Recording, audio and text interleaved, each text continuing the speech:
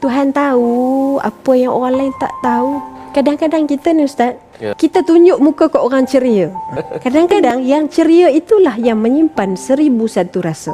Dia tak cerita ke orang dia penat, dia tak cerita ke orang dia terluka. Tapi begitu kita sebut di sebalik senyuman yang dipamerkan, begitu keceriaan yang ditunjukkan kepada orang, itu cara dia menikmati hidup yang sedang Allah beri.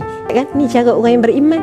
Allah tahu kita sedang menderita, Allah tahu kita sedang berjuang. Kita buat yang baik ke, buat yang buruk, semua Allah tahu. Dan bila kita buat yang baik itu, kadang-kadang hati yang perlu sabar, hati yang perlu tabah. Hidup kita ni tak semuanya akan berlalu dengan cara yang kita mahu. Kalaupun kadang-kadang kebaikan itu tidak muncul di depan, Allah simpan untuk duduk di belakang. Kadang-kadang tidak di atas dunia, tapi di mana? Di syurga nanti akan Allah berikan segala jawapannya.